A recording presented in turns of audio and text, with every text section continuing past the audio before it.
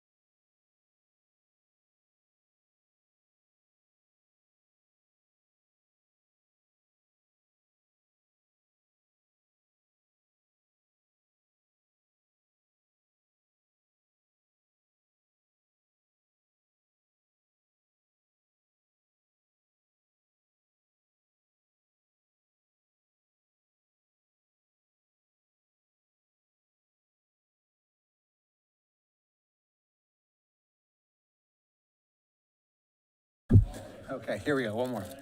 All right, I have 5 o'clock, so we're going to go ahead and get started with the work session.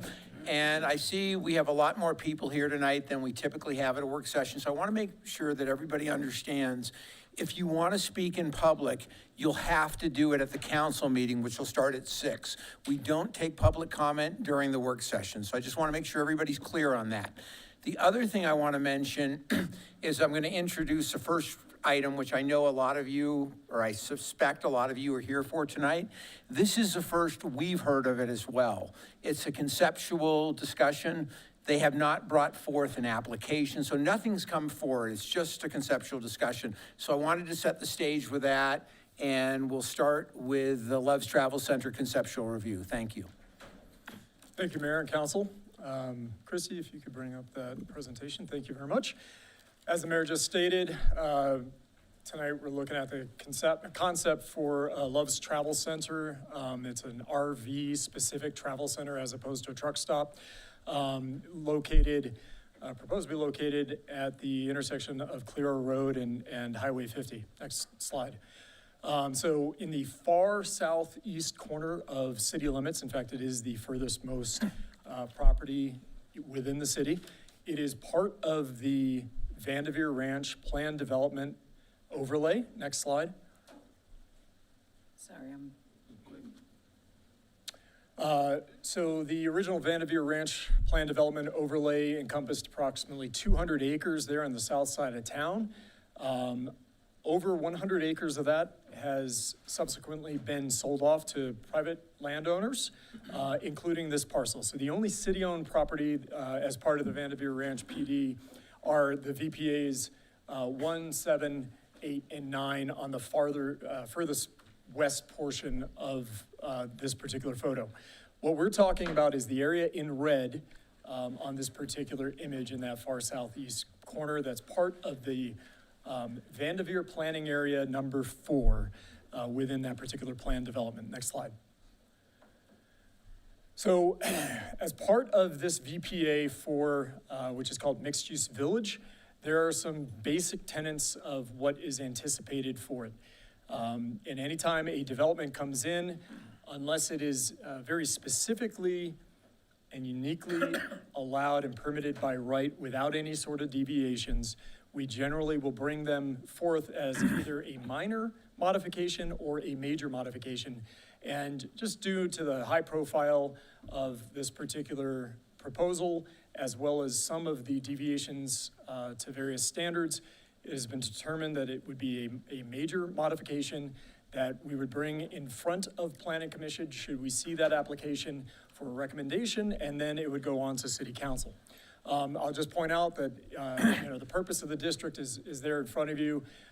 Those 5 items are included: providing convenient business or other services for residents and visitors to Salida, providing a broad mixture of uses within a compact pedestrian-oriented environment, facilitating small business development and vitality, providing land sufficient inside for development of employment centers, and allowing for the development of educational facilities. Next slide. The PD goes on to specifically call out various uses that are allowed by right within the mixed-use village, VPA 4. I've just highlighted the ones within the list that most meet what is being proposed by the potential applicant here, including commercial establishments, including businesses offering goods and services for sale, eating and drinking establishments, including fountain and sandwich shops and restaurants, commercial accommodations, including hotels and other lodging facilities, employment centers of various types, including light industrial uses, and transit and parking lot facilities. Next slide. So this is the site plan that Love's has provided with us, to us. This is their initial concept. It is oriented 90 degrees from the cardinal direction, so north is actually to the left. The river is up above, Highway 50 is down below. And what you'll notice, I'm gonna step with the mic here real quick. All the elements that have been proposed, including the convenience store here in the center, along with a restaurant, food service space, vehicle bays for gassing up, including diesel, in the center here.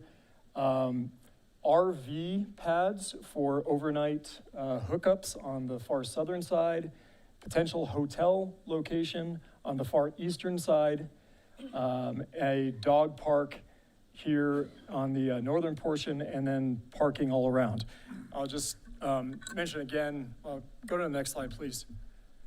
So the concept elements that they've include all that which I just spoke of: convenience store and gas station, restaurant, food service, overnight RV pads, limited semi-truck parking. There's actually only, the applicant is here and can speak to more of the specifics, but there's only a handful of actual spots for semi-trucks. This is very focused towards recreational vehicles. Potential hotel, EV charging stations, dog park, and a shared use trail that would circumnavigate the majority of the property. So at this point, I'm gonna hand it over to Nathan Curtis, who is with Three Rocks Engineering. He's here in person to discuss the concept in greater detail.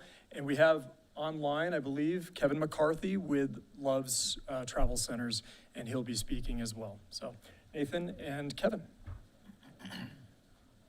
Thank you, Bill. And thank you, council members and commissioners. As Bill mentioned, we're excited to present the Love's project here to you tonight. I want to thank you all for the opportunity to present this. And we view this as an opportunity for Love's to be the gateway that travelers see as they enter and exit Salida. The site has been thoughtfully selected and is being planned to balance community needs, economic benefit, and scenic character that makes the this area so special. Before I talk about what Love's envisions for the property, I want to mention, as has already been mentioned, that this is in the very preliminary stages, hence why this is a work session meeting. Our hope is that we can gather feedback from the council members and commissioners and present a more detailed application at a future planning commission meeting. I want to take a second to talk about Love's Travel Stop. Many of you may have experienced stopping at a Love's while you're traveling and being greeted by the phrase, "Welcome to Love's," when you walk in the door. Love's commits itself to providing customers with clean spaces and friendly faces at every stop, and they've maintained that commitment by remaining family-owned since they were founded in 1964 by Tom and Judy Love. The company is now led by the second generation of the Love's family, and Love's has grown from one location in Oklahoma City to 650 plus locations across 42 states. They provide approximately 40,000 jobs. When Love's looks at a new community to build in, they have some criteria that must be met. Love's is looking in commercial properties with enough acreage for current and future needs, properties that are along commonly traveled trucking routes, and properties that are adjacent to a commercial highway or interstate. I was at an annual Loves conference that they hold each year for their contractors in August, and I was talking to one of the senior leaders there. And he shared with me that when Tom Love started expanding and building new travel stops, he was very intentional about choosing communities where Loves could have a big impact through bringing jobs and sales tax revenue. Tom had a heart for these smaller towns, and he wanted Loves to be able to positively contribute to those communities. And the same vision is still shared today at each of their new store locations. The proposed Loves Travel Stop will provide a full-service travel experience for those coming through Salida. It's included in the proposal is a Buffalo Wild Wings Express restaurant that will offer travelers and residents a familiar dining option. RV parking, as mentioned, and dedicated truck fueling areas, helping support both the tourism economy and the freight industry that moves through the region. The current concept has 8 overnight RV parking spaces with utility hookups, as well as a separate RV water and dump station for travelers passing through. In addition to the truck fueling area, the current plan is to have a space for 1 or 2 trucks to park overnight at this location. In addition, Loves is proposing EV charging stations supporting Salida's adoption of the state EV and solar regulations. Additionally, the parcel will be subdivided to provide a space for a potential hotel site to the east, which would complement the travel stop and provide additional lodging capacity in the Salida area. Loves brings with it a strong record of community, partnership, and economic contribution. The project will create new local jobs, both during construction through work opportunities for local contractors and through long-term operations. On average, a new Loves store will employ about 50 people. These employees will have access to numerous benefits, including Love's debt-free education program. The increase in sales tax revenue from the travel stop and restaurant will contribute directly to local services and infrastructure. It's my understanding that Salida operates on a sales tax and doesn't have a property tax that they benefit from. So that would be very important to this area. Love's corporate mission of clean spaces and friendly faces will guide daily operations, ensuring that this site reflects the pride and hospitality of Salida. And Love's directly provides support to local nonprofits through financial donations. Love's recognizes Salida's commitment to preserving its natural beauty and character. Love's will work with planning staff to implement a visual barrier that blends the landscape primarily through natural vegetation and screening to soften views and complement the surrounding terrain. The lighting design will adhere to the city's dark sky requirements, minimizing glare and protecting nighttime views. And the architecture and landscaping will be refined in collaboration with city staff to ensure a cohesive and attractive design. Beyond serving as a stop for travelers, this location is envisioned as a safe and welcoming place, particularly important in this region during winter storms when travel over Monarch Pass or Poncha Pass or through Bighorn Sheep Canyon becomes hazardous. The Loves property, along with potential hotel partner, will provide a safe haven for motorists, trucker drivers, and families alike. Loves is also eager to work with the City of Salida and local businesses to make this stop a place that invites travelers deeper into the community, encouraging them to explore downtown, local shops, and recreational destinations throughout the valley. In short, the proposed Loves Travel Stop will aim to support economic growth and tourism, provide safe, clean, and reliable services for travelers, and contribute positively to the visual and environmental character of the area. We hope the city can see the benefit that Loves can bring to the community of Salida. Thank you.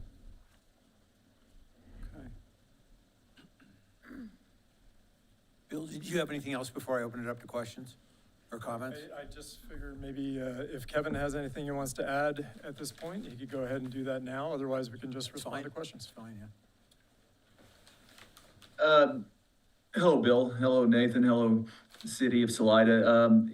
Nathan, you did a very comprehensive presentation of what we bring to the table here. As I think Nathan emphasized, Loves is a family owned company. It's privately held.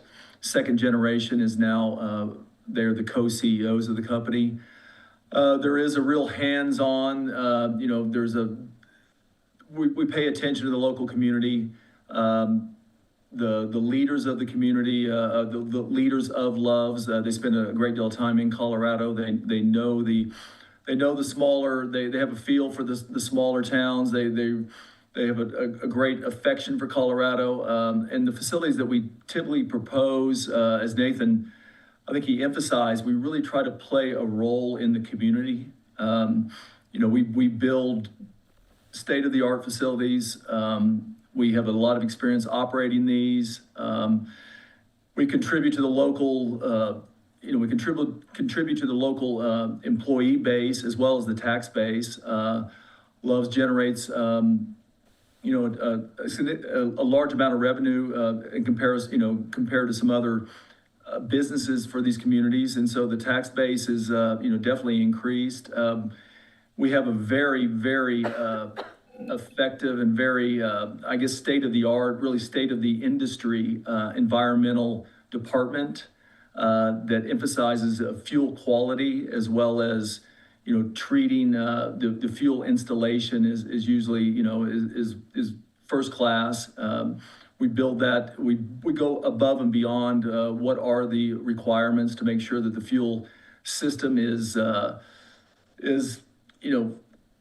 operates at a very high level, and our track record is as far as any kind of environmental impact is especially at this level is very minimal, right? We put in the best technology, and so yeah, we're excited about this opportunity. We feel like we'd be a good partner, a good member of the community. And I think Nathan pretty much covered a lot of the details. We really, this is not projected to be a truck stop. We really want to cater, we want to serve the existing customer base that is already traveling through Salida, as well as the locals that are looking for a competitive fueling option that is going to be accessible, that is going to be well operated, that will be safe. And we feel like we have a lot of experience designing, operating these type of facilities, and we feel like we'd be a very good member of the Salida community. All right, we will open it up to questions and comments. Who would like to start? Yeah, go ahead. You actually mentioned dark sky compliance, and I know we have a lot of dark sky initiative in this area moving forward. How could this project comply with that effort? Yeah, I mean, my understanding is that the dark sky requirements in the land code are, account for commercial businesses, right? I mean, they have to, right? And so we would comply with whatever the code requires to make sure that the lighting is directed downward, stays on the property, doesn't go above the thresholds that are allowed, and meets those requirements laid out in the code. I do. Go ahead. I have one. Yeah. So I just want to ask about the major comprehensive plan that was done, the vision of Salida, when all of that Vanderveer was being incorporated into the city and annexed. I know that there was planned development there. There was a vision for the gateway, a walkable community, kind of a mixed-use village with open space trails, housing all along that when we were talking about Vanderveer over all those years, several years with the Two Rivers and beyond there with Cleora and all of that. So it's kind of a question is, we had a plan for housing there. Well, we didn't, but the vision did of the people that were doing the comprehensive plan and the master plan. So now all of that housing would be lost to something such as this, along with increased traffic through a residential area. It looks like through, they don't have highway access on this. So you'd come right through the residential area into, right past the Forest Service on Cleora Road, into this travel plaza, and the backside goes right onto County Road 105, which is completely a residential area. And in saying that, is that the same vision that master plan has? And maybe that's to Bill. Could you pull up the VPA map? So, I mean, first thing off, to be fair, there's no requirement for specific uses on individual planning areas other than like the open space locations where it has to be open space. They're allowed uses, and there's visions, and the pieces that I showed there call out the visions for the individual Vanderveer planning areas. So if we can go to that, it talks of a variety of uses that could potentially be put onto that individual property. I'll note that what the proposed development is on just a portion of VPA 4, which would allow for other portions of VPA 4 to have other types of uses as well. So there's all that just to say the overall plan development does not say there must be this particular type of use right here. It says these types of uses can potentially go in these different areas, if that helps. And, you know, the vision for the overall area within the green has obviously changed a little bit over time. If you recall, we did Confluent Park, which was originally planned for an industrial site and now is residential.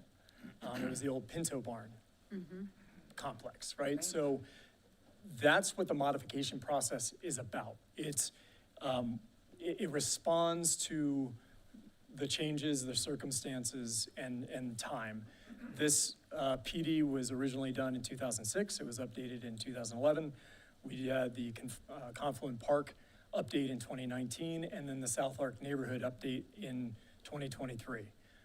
So this is really just the next iteration of that. I'm not saying that it needs to go any direction or another, but that is the precedence for those changes. And then the residential, going right through that residential neighborhood into this, with that page 4 on the agenda. The site plan or the? Yeah. Can you call it the site plan, Christie? This one you're referring to? Right there. So they don't have highway access. So instead, they would turn onto Confluent Park and go through, Yeah, you would take, all right, let's go to the right through aerial. the residential neighborhood along with County Road 105. Yeah, it comes in on Vanderveer Ranch Road and it takes an immediate right-hand turn. Could you go to that aerial? Right there, yeah, so you'll see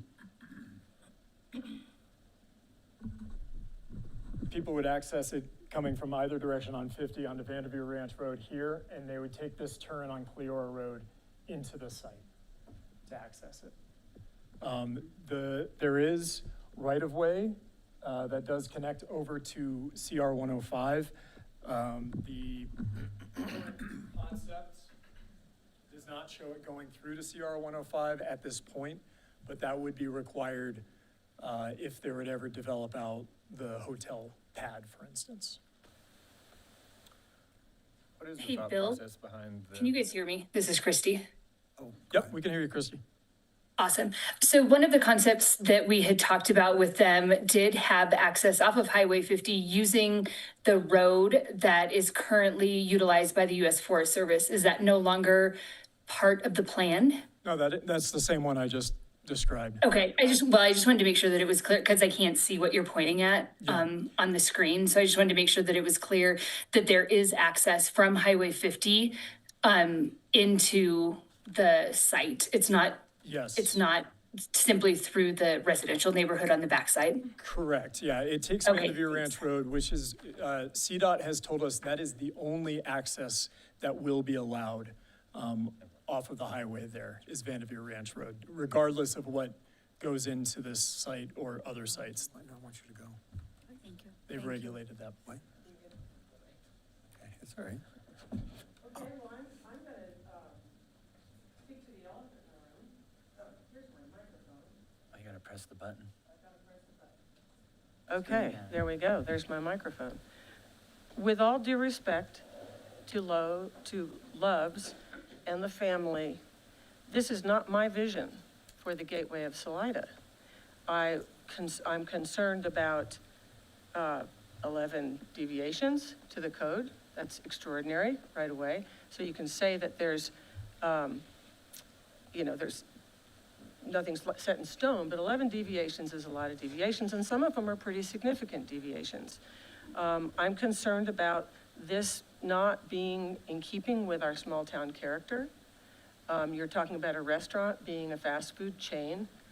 You might have noticed that we don't do well here with fast food chains. We have a lot of local people and local businesses. We have a lot of local gas stations. And I would mention that you're talking about the tax revenue. There is, if I'm not mistaken, I do not believe that there is a sales tax on fuel. It would just be incidentals, a bottle of pop, bag of potato chips. That's going to take away from local businesses. I'm concerned about traffic on Highway 50, and as Councilwoman said, said that, the traffic going through the residential neighborhood. I'm concerned about noise with the parking of the RVs. I'm concerned about about this drawing more RVs into the town than we already have. I'm concerned about there not being a compact pedestrian walkway or connectivity. I'm concerned about the lack of, the request for less setbacks on one part of the plan. And I'm very concerned for the residents and the developers who have made a commitment to developing these areas with the understanding that we would continue to be, that our vision would be perpetuated. And no offense intended, but this isn't my vision. I don't want to see this as you come up the canyon to be the first thing. I don't want the homeowners that are on 105 to be facing this. Dark sky, the lights pointed down, that's a lot more lights than we usually have in a residential neighborhood. So I just wanted to express that. This isn't my vision, and I would like to keep it mixed use, walkable, and continue the small business environment that we have come to know and love. We have gas stations in town that would suffer from this. We have convenience stores in town that might suffer from this. So I'm not sure I'm seeing a value for loves, but I'm not sure I'm seeing a value for the community. And I just had to speak my mind because I don't see it. Thank you. Thanks for your willingness to listen to my rant. Who would like to follow that? I agree with what she says about the vision for Salida. It's not really, you said in your speech earlier, is what you guys want to be seen as you first come into Salida, and the last thing you see when you're leaving Salida. That doesn't really set well with me as well. I love you guys' stores. I use them all the time. I love what you guys did in Buena Vista and everything up there. But yeah, just some of the cons are kind of outweighing the pros for me. I love the jobs, and I love the tax revenue, even though fuel isn't taxed. Yeah, I appreciate you guys coming to the table for us and talking to us about it and considering us for it. But yeah, like I say, I kind of agree with what has been said. I'm sorry, Bomber has said so. So yeah, it's kind of where I'm kind of sitting on it myself. Who'd like to go next? Yeah, go ahead. Press the green button. Oh, Yes. This is not a small business. 40,000 employees is not a small business. And we're trying to promote small local businesses. This isn't going to be one of them.